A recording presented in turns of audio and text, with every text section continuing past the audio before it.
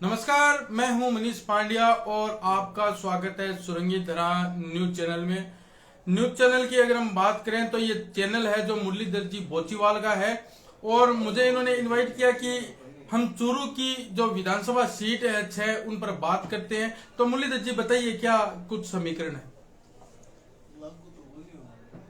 हम हमारे सुरंगी धरा के दर्शकों को बताना चाहते हैं कि चूरू में कांग्रेस बढ़त की ओर है। चूरू में अब हरलाल सारण भाजपा से हैं, सामने रफीक मंडेलिया जी अब बढ़त की ओर बढ़ रहे हैं। लगभग 12 राउंड पूरे हो चुके हैं। उसके बाद में तारानगर की बात करें तो तारानगर में राजेंद्र राठौड़ है, वो पिछड़ते हुए नजर आ रहे हैं। वह अपने नरेंद्र बुडानिया जी हैं, वो लगभग 8,500-9 हजार की लीड लेते हुए नजर आ रहे हैं। वहीं रतनगढ़ की बात करें तो रतनगढ़ में खुशाराम गोदारा है, वो अपने अविनेश महर्षि पूर्व में विधायक थे, उनको पछाड़ते हुए कांग्रेस से खुशाराम गोदारा है, वो जीते हुए नजर आ रहे हैं। सदा शहर की बात करें तो लगभग 12 राउंड पूरे हो चुके हैं। लोहिया कॉलेज के पास से ही हम यह कार्यक्रम लाइव मनीष जी पांड्या के साथ चला रहे हैं। तो यहाँ से लगभग 22,000 वोटों की लीड लेकर के अनिल शर्मा 13वें राउंड की ओर बढ़त है। वहीं राजगढ़ की बात करें तो राजगढ़ के अंदर बसपा से मनोज न्यांगली हैं, जो पहले भी विधायक थे, वर्तमान में कृष्णा पूनिया विधायक थी, किंतु भाजपा ने ऐन वक्त पर सुमित्रा पूनिया को भाजपा में शामिल करके और एक नया चेहरा दिया था, किंतु वहां की जनता ने एक बार फिर मनोज न्यांगली के कामों पर विश्वास करते हुए उनकी ओर मतदान तीव्र गति से किया है। तो वहां से मनोज न्यांगली है, वो बढ़त की ओर दिख रहे हैं। लगभग जिले के अंदर कांग्रेस है, वो चूरू, सरदार शहर, रतनगढ़। मुरलीधर जी, मैं आपकी बात रोकना चाहूंगा। जिस समय हम बात कर रहे थे चूरू विधानसभा की और चूरू शहर के अंदर रफीक मंडेलिया का जो दबदबा है वो नजर आ रहा है। जी मुरलीधर जी, मैं आपको बता दूं कि इस वक्त की जो बड़ी खबर आ रही है, रफीक मंडेलिया हरलाल सारण से 4 वोट आगे चल रहे हैं। इस वक्त की जो बड़ी खबर, हरलाल सारण से 4 वोट आगे निकल चुके हैं रफीक मंडेलिया। वहीं हम बात करें सुजानगढ़ की तो मनोज मेघवाल है, जो फिर से संतोष मेघवाल को पछाड़ते हुए 812 वोट आगे चल रहे हैं। वहीं हम बात करें नरेंद्र बुडानिया की, इस पूरे राजस्थान की सबसे बड़ी हॉट सीट नरेंद्र बुडानिया तारानगर से, जो इस समय 7,546 वोट आगे चल रहे हैं।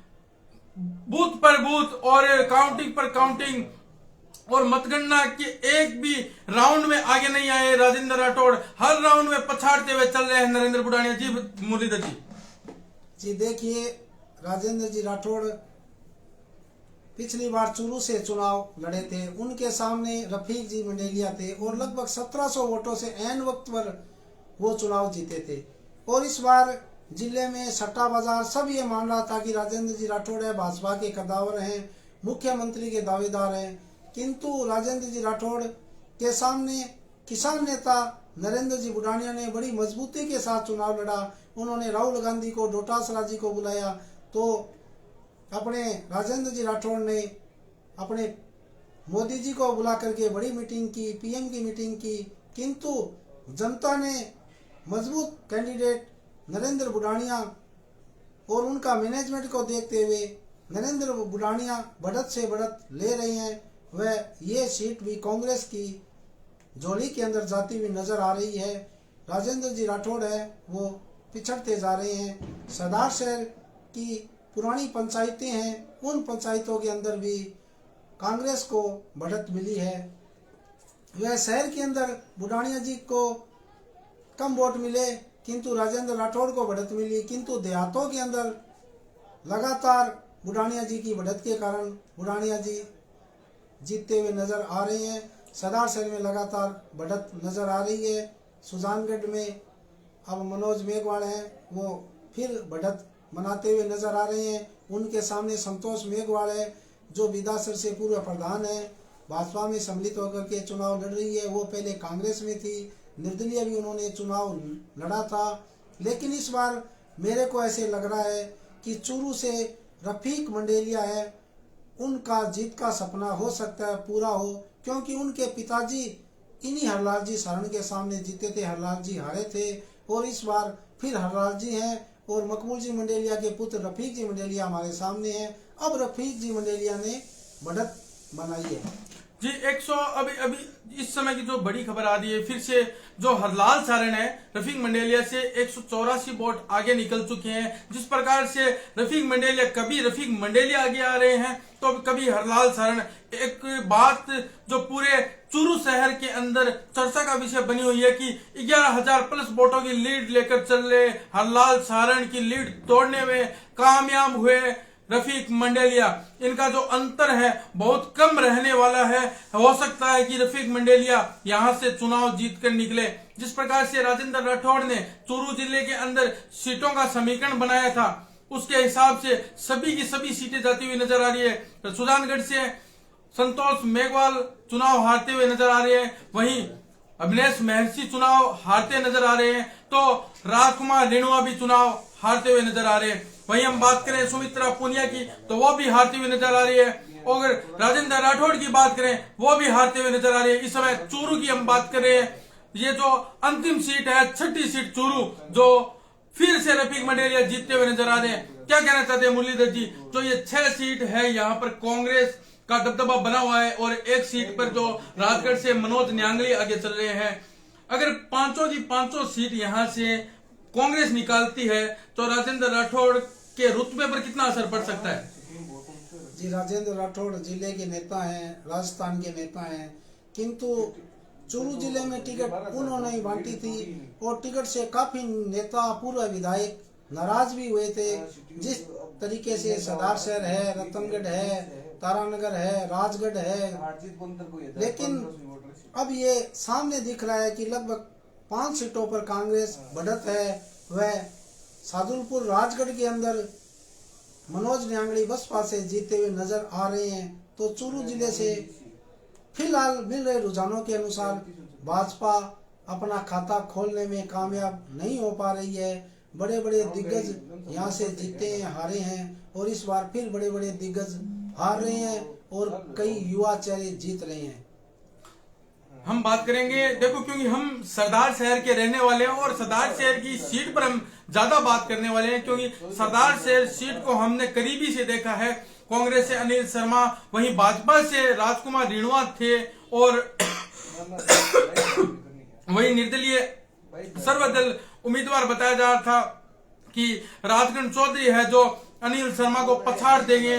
और अब जो परिणाम आने शुरू हुए हैं तो यहाँ पर अनिल शर्मा 22,000 वोटों से आगे चल रहे हैं। इस प्रकार के जो समीकरण बने हैं, बताया जा रहा था कि जो ये जहां से 1 नंबर बूथ से और पहले राउंड में है जो अनिल शर्मा आगे होंगे। हंसराज सिंह ने एक पोस्ट भी डाली थी, उसमें बताया था कि पहले राउंड में अनिल शर्मा और दूसरे, तीसरे, चौथे राउंड में राजगढ़ चौधरी है जो बढ़त बनाएंगे। पर जिस प्रकार से यहाँ पर परिणाम आए हैं, अनिल शर्मा है जो बढ़त बनाते हुए चल रहे हैं और ऐसा लग रहा है कि जो जीत का अंतर होगा बड़ा मार्जिन से हो सकता है। क्या कहना है मुरलीधर जी?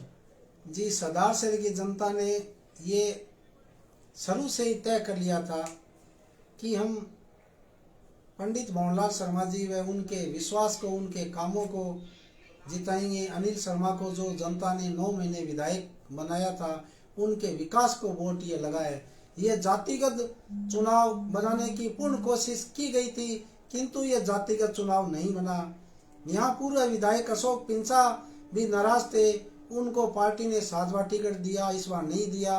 तो वो भी राजकरण जी चौधरी जो निर्दलीय चुनाव लड़ रहे थे, वहां से सभापति हैं, तो वो भी उनके साथ हो गए। शिवचंद जी सब विधि प्रकोष्ठ के थे, वो भी हो गए। और जिला प्रमुख अपने वंदना जी आर्य है, उनके ससुर जी हैं, वो भी निर्दलीय के साथ हो गए।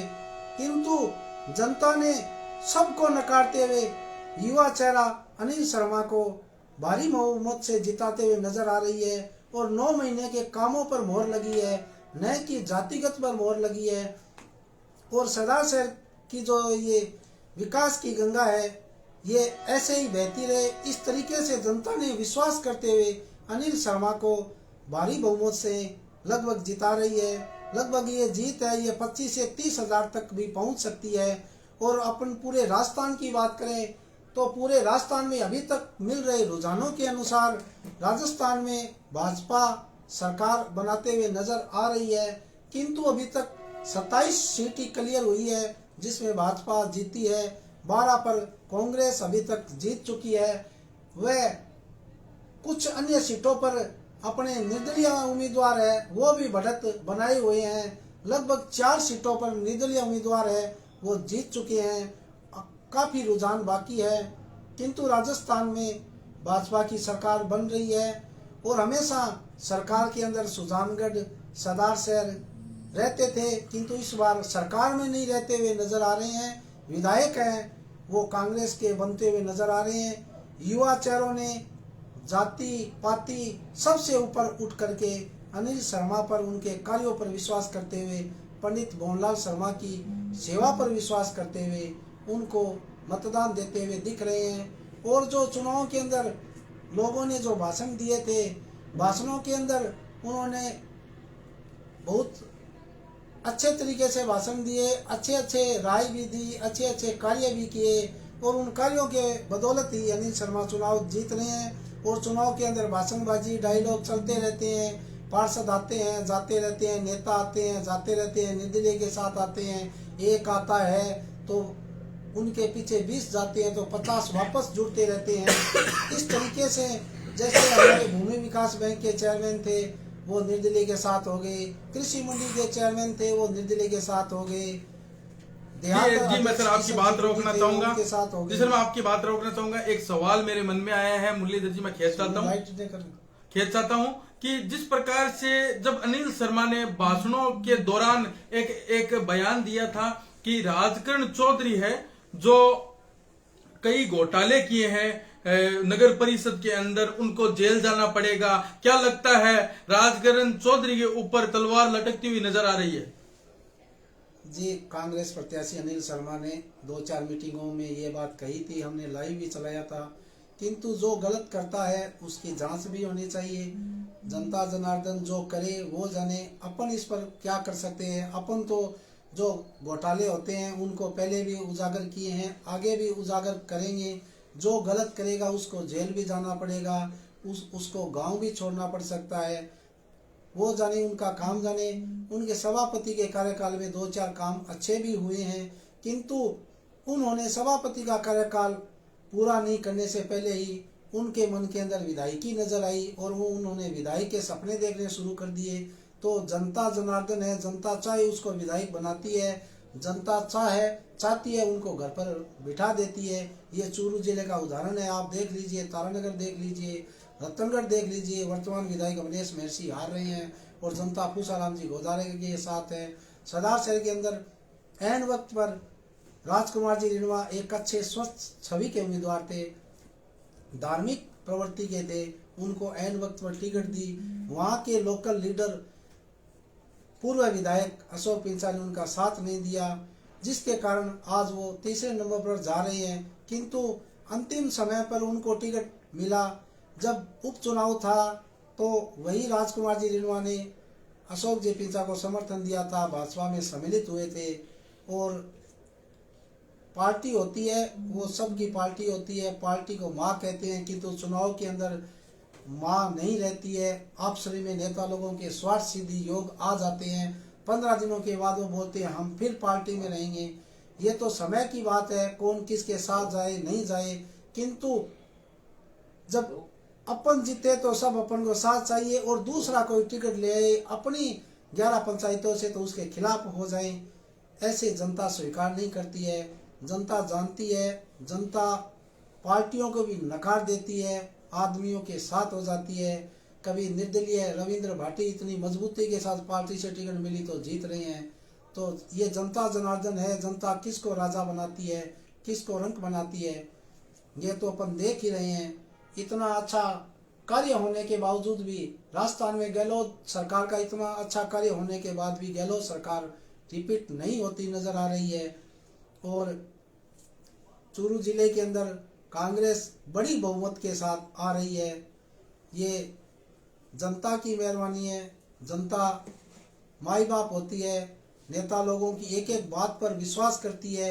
एक एक बात के बहुत तरीके निकाले जाते हैं और पुराने से पुरानी बात है वो इन चुनाव के अंदर ही जनता है वो याद करती है। चाहे वो नाली का कार्य हो, चाहे वो पासपोर्ट का कार्य हो, जनता कामों पर वोट देती है। और सरदार शहर में पंडित भंवरलाल शर्मा का 40 सालों से बनाया हुआ विश्वास, उनकी सेवा पर मोहर फिर लग रही है और अनिल शर्मा भारी बहुमत से जीत रहे हैं। चूरू जिले में कांग्रेस भारी बहुमत से जीत रही है।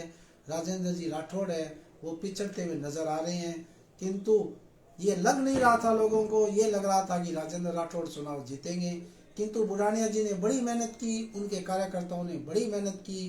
कहीं पर भी कोई आनाकानी नहीं हुई, कहीं पर भी छुटपुट बातें हुई, किंतु उन बातों का कोई असर नहीं हुआ और बुढ़ानिया जी चुनाव जीत रहे हैं। जी मनीष जी, जिस प्रकार से चूरू जिले के अंदर राजेंद्र राठौड़ का जो दबदबा था, उस दबदबे को नरेंद्र बुढ़ानिया ने तोड़ने का काम किया है।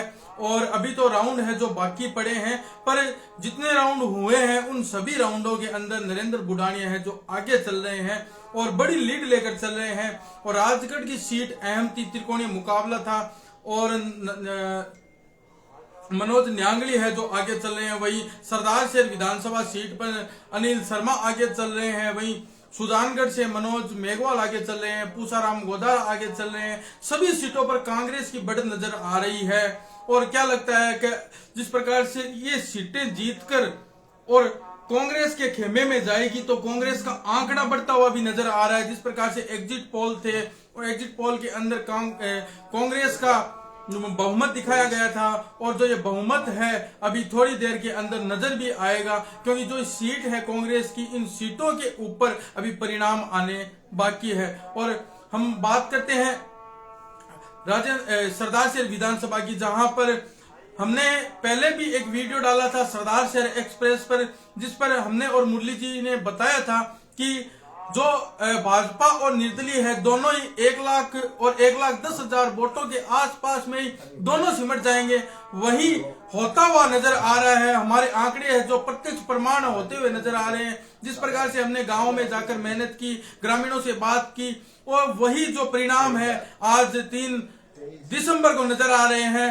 हमारी जो मेहनत थी, हमने पूरा प्रयास किया कि आप तक छोटे से छोटे आंकड़े पहुंचाएं। ग्रामीण क्षेत्रों में, गांव ढाणी तक हम गए, विकास कार्यों की बात की, कहां पर कितना विकास हुआ है। जिस प्रकार से अनिल शर्मा ने 8 महीनों में विकास करवाया था, वो विकास का जो वोट बैंक है इस समय नजर आ रहा है। अनिल शर्मा बढ़त बनाते हुए नजर आ रहे हैं। वहीं राजकुमार रिणवा है जो 11 पंचायतों का दावा कर रहे थे कि मैं 40 से 50,000 वोट है जो वहां से लेकर चलता हूं। तो क्या लगता है मुरली जी, जिस प्रकार से रिणवा ने बयान दिया था, मुझे ऐसा लग रहा है कि उन 11 पंचायतों में अनिल शर्मा आगे निकल कर आएंगे, क्योंकि हमने एक वीडियो जारी किया था, एग्जिट पोल जारी किया था। उस एग्जिट पोल के अंदर हमने बताया था कि 11 पंचायत रतनगढ़ की, उनमें अनिल शर्मा आगे निकल कर आएंगे, क्योंकि हमने वहां पर सर्वे किए थे और पूरे सरदार शहर तहसील का हमने सर्वे किया था। वही परिणाम निकल कर आए। जी मुरली जी। 11 पंचायतों में अपन गए थे। बलरामपुरा में अपन ने रिपोर्टिंग की थी, मेड़ूसर में भी की थी। तो वहां पर लोगों ने यही कहा था कि यहाँ से हमने निर्दलीय रिणवा जी को जिताकर भेजा था, अब हम अनिल शर्मा के विकास पर विश्वास करते हैं। हमने टिकट से पहले भी पूछा था उनसे कि रिणवा जी टिकट लेकर आ रहे हैं, वो उन्होंने यही कहा कि हम एक बार हमें विश्वास नहीं था, उस टाइम हमने भंवरलाल शर्मा को हराया था, फिर उनके कार्य को, उनके कामों को देखा तो हम लगातार उनके पुत्र को जिता रहे हैं।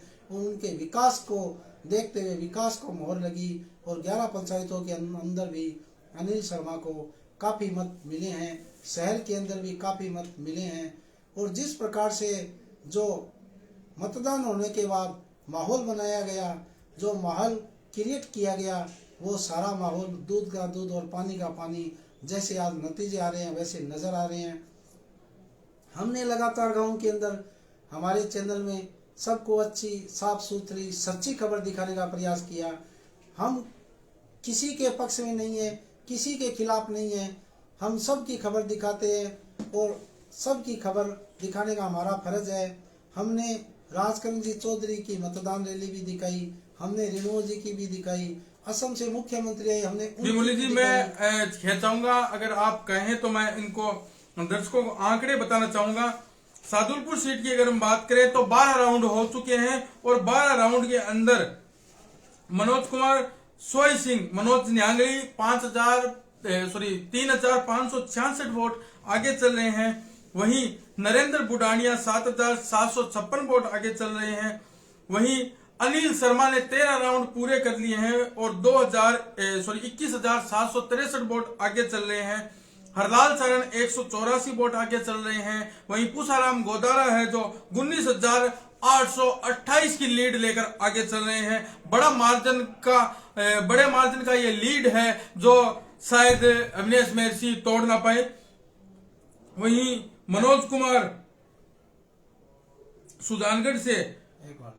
सुजानगढ़ से मनोज मेवाड़ चुनाव जीतते हुए नजर आ रहे हैं। सदार से अनिल शर्मा क्लियर होते नजर आ रहे हैं और अपने मनोज जो बसपा से हैं सादुलपुर से, कृष्णा पूनिया का भी काम अच्छा था, पूर्व विधायक थी, किंतु जनता ने, भाजपा ने सुमित्रा पूनिया को टिकट दे दिया, कांग्रेस ने कृष्णा पूनिया को टिकट दे दिया, जिसके कारण जनता ने एक बार फिर पूर्व विधायक मनोज न्यांगली पर विश्वास करते हुए जनता ने उनको बढ़त दिलाई है और वो जीतते हुए नजर आ रहे हैं। अभी काफी राउंड बाकी भी हैं, काफी मतदान भी बाकी है, काफी अपने गिनती चल रही है मतदान होने के बाद। तो देखते हैं, लगभग बढ़त है वो सामने दिखती हुई नजर आ रही है और लगातार कांग्रेस जिले में बढ़ रही है। और राजस्थान के अंदर अभी तक 30 सीट का बीजेपी कंप्लीट जीत चुकी है, 15 सीट है वो कांग्रेस जीत चुकी है और अपने निर्दलीय है वो भी राजस्थान के अंदर लगभग जीतते हुए नजर आ रहे हैं। वो लगातार जिस तरीके से देखें कि 4 निर्दलीय है वो भी जीत चुके हैं राजस्थान में और सरकार है वो राजस्थान के अंदर भाजपा की आती नजर आ रही है। मोदी जी के कामों पर विश्वास किया गया है। अमित शाह जी, मोदी जी ने जो रैलियां की थी, जो उनके विकास थे, जो उनके काम हैं, केंद्र सरकार की योजनाएं हैं, उनके ऊपर मोहर लगी है राजस्थान में और सरकार है वो भाजपा की आ रही है। मोदी जी के सामने राजस्थान में एक ही चेहरा था, गहलोत सरकार और केंद्र की मोदी सरकार, यही यहाँ पर पूरे राजस्थान में आमने सामने थे और इन्हीं के कारण गहलोत सरकार है वो भी लगभग कांग्रेस सरकार है वो 70 सीट से ऊपर जीतती हुई नजर आ रही है। किंतु जनता ने केंद्र सरकार के कामों को देखते हुए, जो उन्होंने राम मंदिर है, 370 धाराएं हैं, ये कामों को देखते हुए, किसानों के कामों को देखते हुए राजस्थान में हमेशा जो परंपरा चल रही है उस परंपरा के अनुसार एक बार कांग्रेस एक बार भाजपा, वो परंपरा कायम रहती हुई नजर आ रही है और भाजपा सरकार राजस्थान में बनती हुई पूर्ण बहुमत के साथ नजर आ रही है। जिस प्रकार से चूरू जिले के अंदर इतना बड़ा उलटफेर होता हुआ नजर आ रहा है, सबसे बड़ी सीट थी राजस्थान की तारानगर। हमारे भी विश्वास किया क्योंकि मैं आपको बता दूं कि हमने जब गांव में गए थे सर्वे के लिए थी, उन रिपोर्ट पर हमने पूरा जो समीकरण निकाल के लाए, पूरा समीकरण आपको दिखाया। बड़ी मेहनत लगती है इन कामों के अंदर और जिस प्रकार से आज 3 तारीख को ये परिणाम आ रहे हैं उससे बड़ी खुशी हमारे लिए क्या होगी कि हमने जनता के लिए काम किया। और एक तरफ चूरू शहर के अंदर रफीक मंडेलिया और हरलाल सारण के बीच में जो ये कड़ा मुकाबला है, छोटे मार्जिन के रूप में हो सकता है 1500-2000 के बीच में चूरू शहर में कोई विधायक बने, पर जिस प्रकार से तारानगर के अंदर जो मुडानिया बड़ी लीड लेकर चल रहे हैं उसमें क्या समीकरण निकल कर आएगा, क्या परिणाम आएंगे, अभी समय बाकी पड़ा है।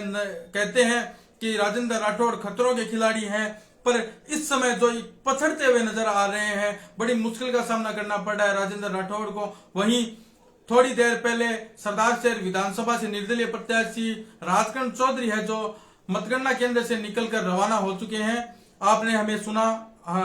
अगर आपको ये वीडियो अच्छा लगे तो वीडियो शेयर कीजिएगा और फॉलो जरूर कीजिएगा। इसी प्रकार से हम आपको आज की और जितनी भी अपडेट है पहुंचाते रहेंगे। आप हमारे व्हाट्सएप ग्रुप पे भी ज्वाइन हो सकते हो। मिलेंगे अगले वीडियो में, धन्यवाद जी। आप जुड़े रहें सुरंगी धरा से, वीडियो देखते रहे, शेयर करें, कोई राय हो कमेंट लिखें। हम लगातार गांव के अंदर आपको लगभग 3 महीनों से न्यूज़ दिखा रहे हैं, सच्ची अच्छी खबर दिखा रहे हैं। और खबर दिखाते हैं तो लोग आरोप भी लगाते हैं, प्रत्यारोप भी होते हैं, लेकिन वो हम विश्वास नहीं करते। हमारा काम है, जो जनता ने अपनी जुबान से कही बात, हमने आपको दिखाई बात, हमारी तरफ से कुछ नहीं है। जो जनता बोलती है वो हम आपको सत्य सटीक खबर दिखाते हैं। हम किसी को नहीं जिताते, हम किसी को हराते नहीं। वो काम केवल जनता का है।